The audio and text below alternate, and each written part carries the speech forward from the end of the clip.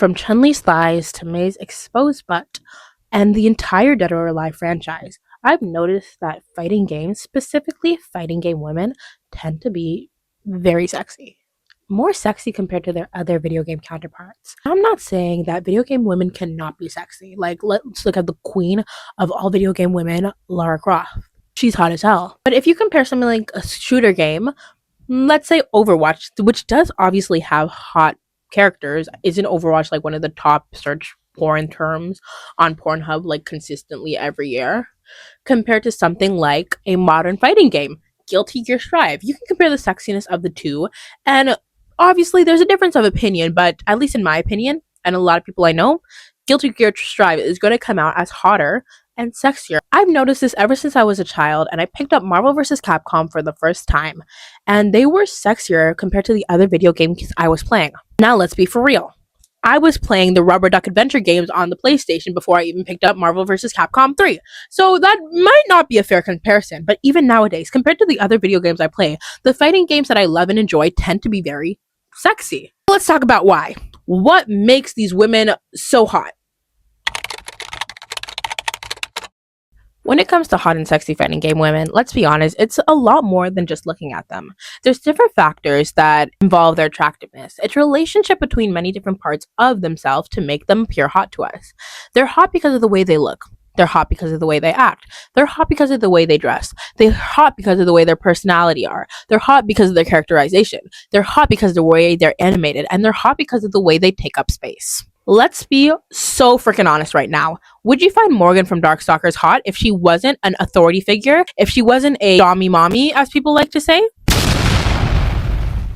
Anyways, would you like Cammy White if she didn't command a presence within the games? If she didn't stand out? I'm going to be honest, I really doubt that people like these characters if they were given a submissive personality.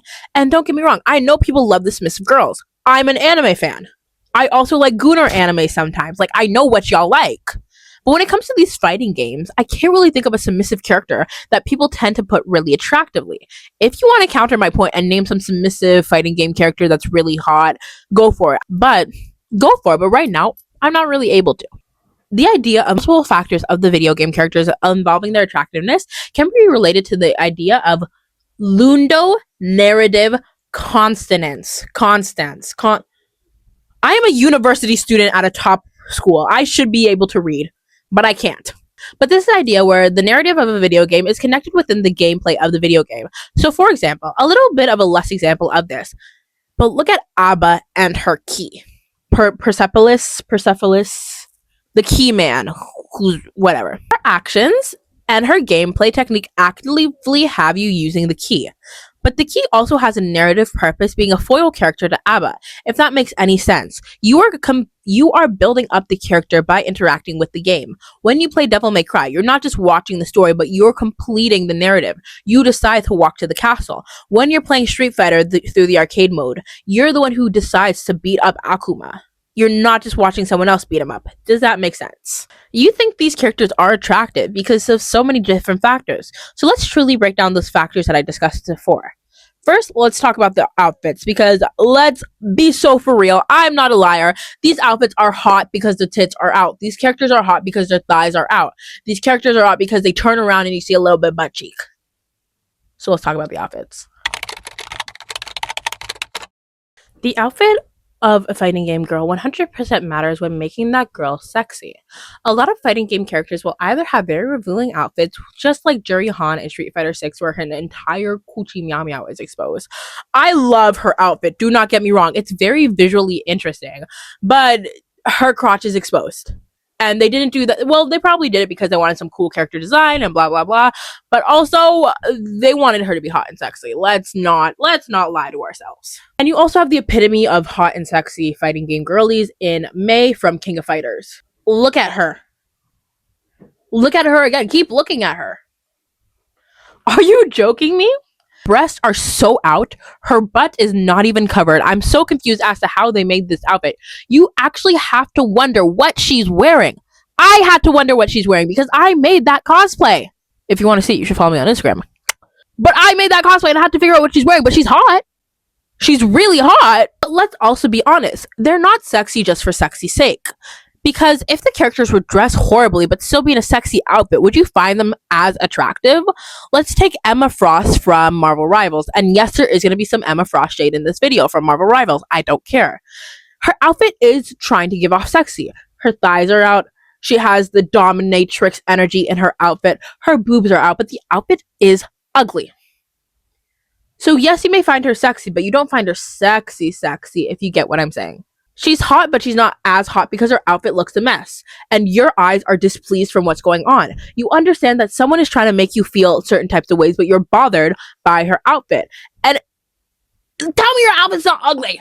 It's so ugly. But that's also a big part of making a character attractive, is making their silhouette attractive and readable. I believe this is something that comes from media studies, where you look at a bunch of different character silhouettes. So let's take an example with a bunch of Disney princess silhouettes. I'm sure if you understand Disney princesses, or if you know Disney princesses, you're going to be able to tell me who is who by not seeing the color of them, but by seeing the silhouettes.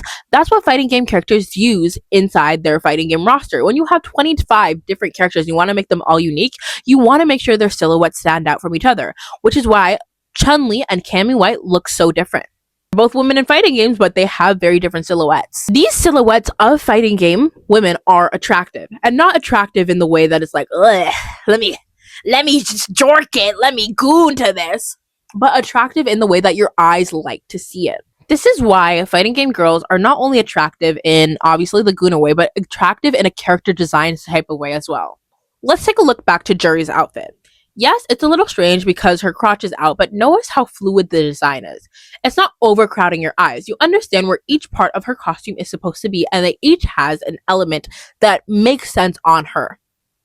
It's not that they threw a little bit of green here, threw a little black here. Yep, let's do what we need to do. We're interested in her breasts, not just because her breasts are there, but because there's a spiderweb design that on her breasts that make you attracted to there. The black also lines in with the gloves, and it lines in with the feet. And yeah, it's a little weird because we know Juri Han fans love their feet, but it makes sense, does it not? There's also the clothing being tight around a lot of fighting game women's bodies. If the clothing is not tight, then the clothing's not existent.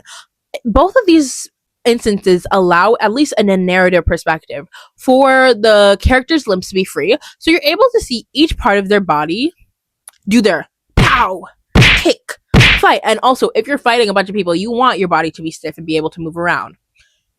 Tekken, I'm not too sure about that, but Tekken is on another field. Their characters can be dressed as much as they want to, and they'll still be able to do a backflip or whatever. Like Lily from Tekken, I don't get how she does that. She's still hot.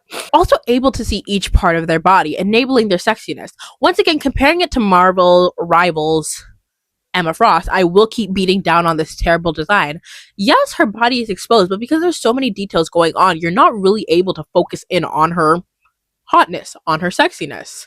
Their designs also give a lot of weight to exaggerate the movement of their bodies more, allowing them to be sexy. You see Morgan's sexy walk. You see the Skullgirls and their fluid rubber hose animation walks that make them sexy. Another part which I want to say is that the fan service in fighting games are a little different than the fan service in anime. It's going to be a little bit of a tangent on my end, but the outfits in fighting games are not made to make the characters or the characters that are wearing it feel uncomfortable. A lot of these characters in fighting games tend to own their hotness. They know that they're hot. They know that they're sexy. Our Mika's out here slapping her bum because she's like, I know y'all bitches are staring at my ass, and yes, it's fat. Compared to the way that fan service works in anime, where the characters are clearly uncomfortable in it. But people like to see characters being sexy, knowing they're sexy. At least that's what I find sexy. But anyways, their personalities and their confidence and their hotness are another part that allows you to think that they're hot. If the character's acting hot, if the character believes that they're hot, then they're hot. You know they're hot.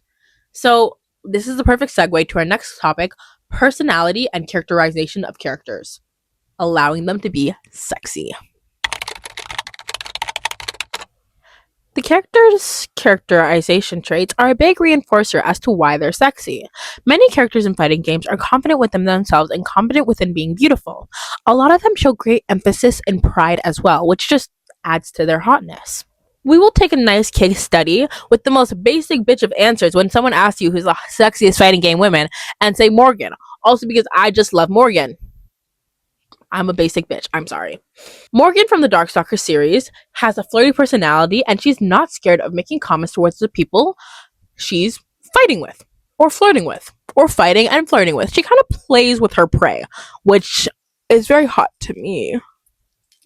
Any Morgan cosplayers want to make me their prey?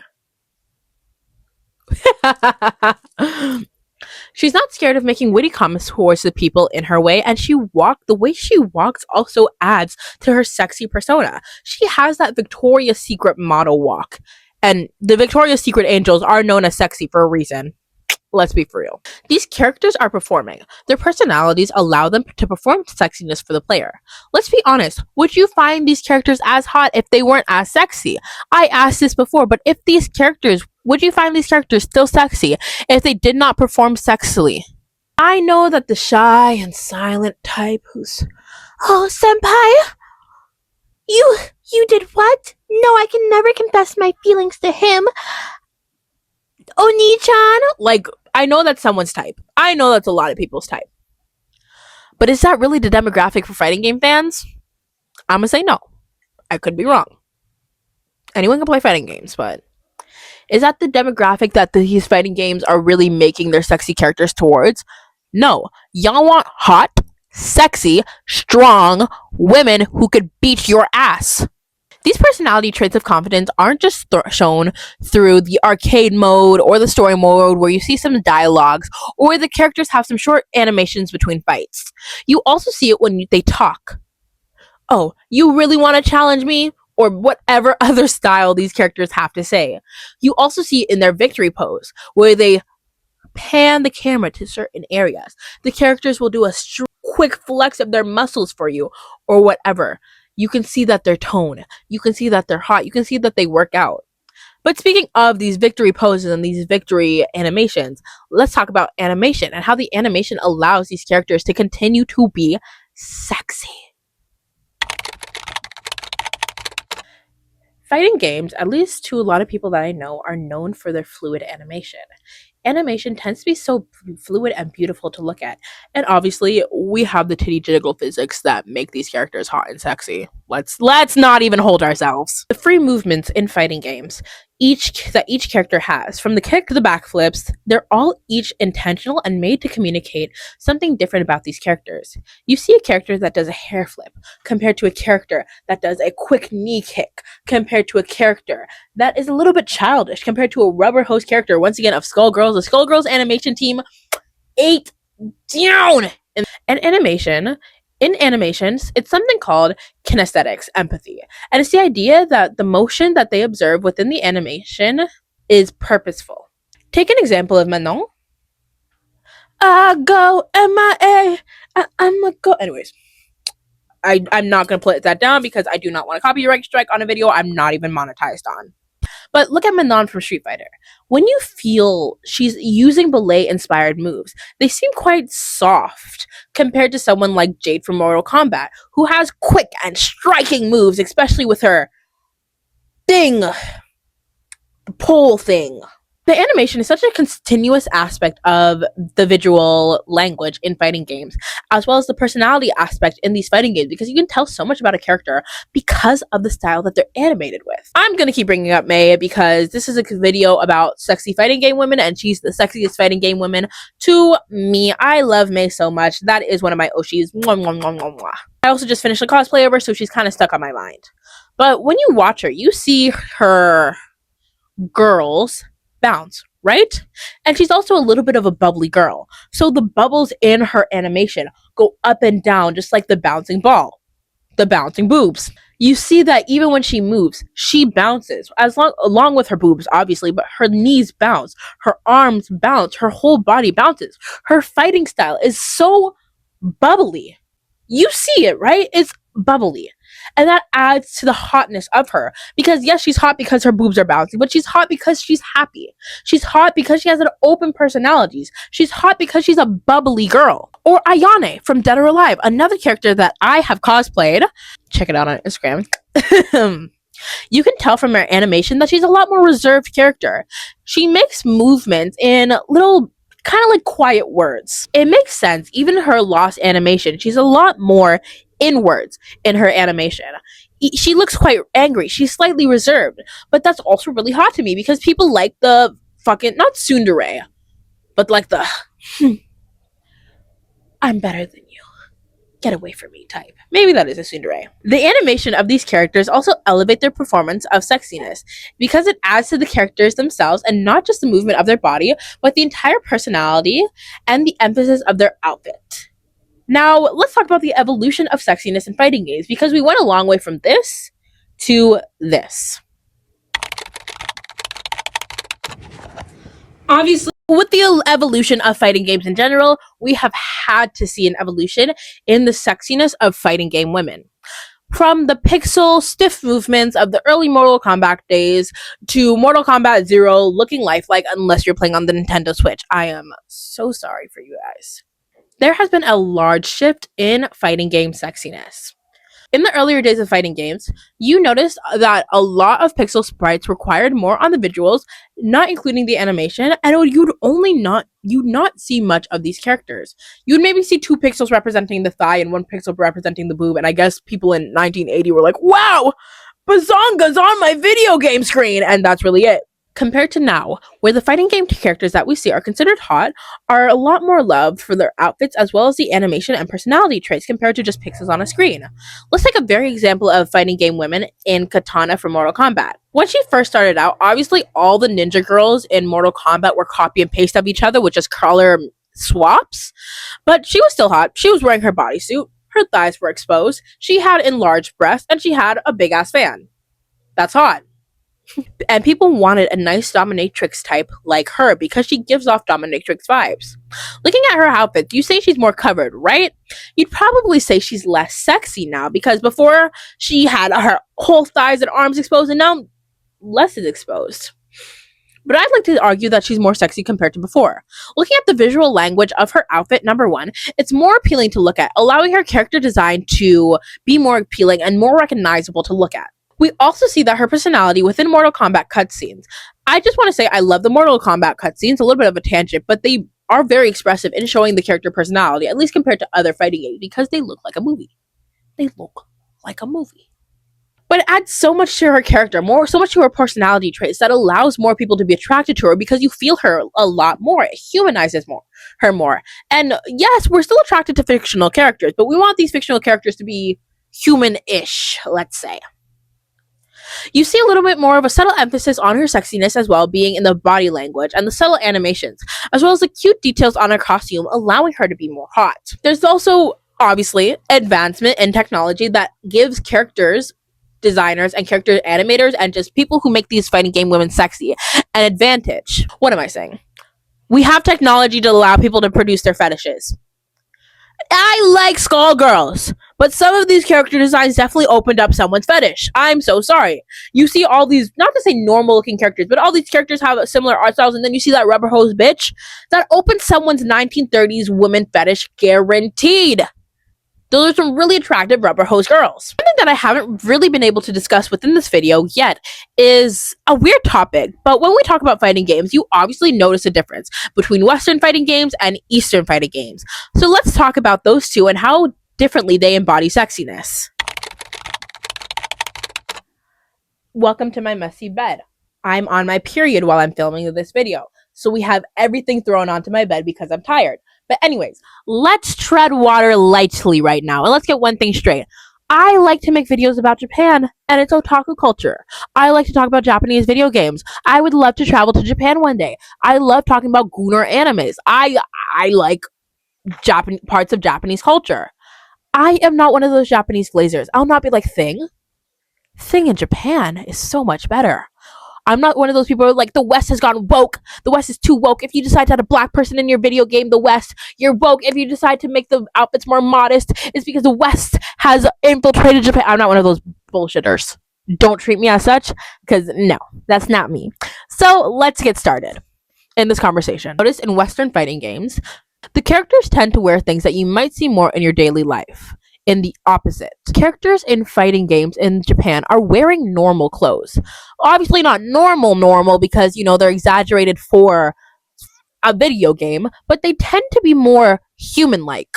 This may seem like something you'd see a a fashion person wear in New York, a very eccentric fashion person. These designs are really easy to replicate into normal designer wear compared to Western fighting games where these are very strange. I don't want to say strange, but like no one's going out in full armor on a normal day-to-day basis. I'm so sorry, we are not all Norafon. In Western fighting games, there's also less of an emphasis on the aesthetics of sexiness within fighting games. Not to say that these characters are not made to be sexy, but when I say aesthetic, I mean beauty. While these characters are pretty, they're not staying beautiful. These characters are allowed to get gritty. These characters are allowed to get ugly, and their ugliness can add to their attractiveness. I know bitches who would drag their balls on raw glass to get Melina to do something to them. Like, the ugliness adds to their attractiveness factor. Eastern fighting games, like I said before, the aesthetics are turned up, and they care a lot more of the aesthetics of their fighting game characters. Let's take a look at Guilty Gear. Tell me those characters are not made for someone's Pinterest board. Like, those characters are really nice to look at. Ignoring all the attractive parts of it, they are pastel. They're really pretty characters. Not pretty like this grown ass man is not pretty to me, but he's pretty to look at. But in both Western and Eastern fighting games, it's acknowledged that the sex of the character can coexist with the powers that these characters display. I just want to say I'm not one of those.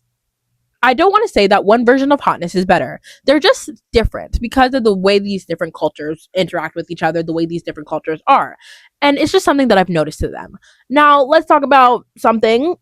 Let's talk about critiques towards sexy fighting game characters because we know they're there. We know they exist. I do understand that there is criticism when it comes to the sexiness of fighting game women. It can be interpreted as misogyny. And I'm not going to deny that. So let's be for real. Fan service can be seen as unnecessary. And it can make a lot of people uncomfortable when it exists on their screen. What I'm not going to sit here and say is that certain fighting game characters' designs cannot be interpreted as misogynistic because I can see the sides of both arguments. But I do want to say that when it comes to the characterization of these characters, a lot of them are okay with being sexual. A lot of them perform sexuality. And also, you notice how the fighting game women are sexy? The fighting game men are also sexy. I'm so sorry. These people have half of them are just wearing straight Speedos. You can see the bulge on half these characters. Like, the women are sexy, the men are also sexy. They're not discriminating on who can or cannot be sexy. Everyone is sexy in these games. And you can be uncomfortable with the entirety of the sexiness. But it's not only the women who are sexy. Everybody's sexy in this household. It can also be discussed on the variety of women and how different types of women are presented in these games.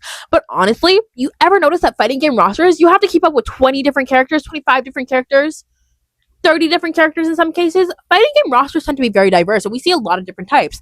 And while we can discuss for body positivity and different body variations in fighting games are getting a lot better with that as well. From these fighting game characters come from all ethnic backgrounds, from all body types, and they're all represented as sexy, except for the children. I don't want to see a sexy child in fighting games. We've had a pretty good track record so far. Let's not change that, please. I honestly think a lot of fighting games are probably rivaling Overwatch. Before the controversy, literally as I was writing the script, there was a lot of discussion on same face syndrome in Overwatch with a lot of their East Asian characters, but we're not going to get into that. But honestly, I think it becomes a contender with Overwatch when it comes to the diversity of their characters. So I do understand where the criticism is coming from, but I don't really know where we're off to end this section. So what now? I wanted to make this video because playing fighting games, I've noticed that fighting games are really sexy. I literally got the idea to film this while playing Dead or Alive. And it's interesting to think about the different ways that these fighting game women are sexy. They're sexy because their animation allows them to strut. They're sexy because their outfits literally have their whole booty cheeks hanging out. They're sexy because their personality has them say, come here, let me gobble you up. I don't know. But fighting game women are sexy, and we love to see them be sexy. I love sexy women in this house. I'm a goonette. That's what I call myself. Let's get into the outro. If you watched all the way to the end of this video, I want to say thank you so much. I really do appreciate it. If you really like fighting game characters, tell me your hot, sexy fighting game character because I want to know. who's your favorite sexy character? Like I said, mine is probably Sea Viper. If not, then it's probably Sienko from Dark. No, it's Felicia from Darkstalkers. What am I even saying? I love you, Felicia. If you enjoyed, like and subscribe and turn that bell notification on so you see the next upload. Rah! If you want to keep up with my more daily content, you can follow me on Instagram, TikTok, or Twitter. I still don't understand how to grow on Twitter, so follow me on my Twitter. I also have a Ko-Fi if you want to donate to me monetarily. I post early access to my videos, my YouTube videos on Ko-Fi. I also post weekly photo sets with a minimum of 30 photos of me in cosplay. So if you like the cosplayer side of me, also check that out. And I can't think of what else. So once again, thank you so much for watching. Bye. See you guys in the next video.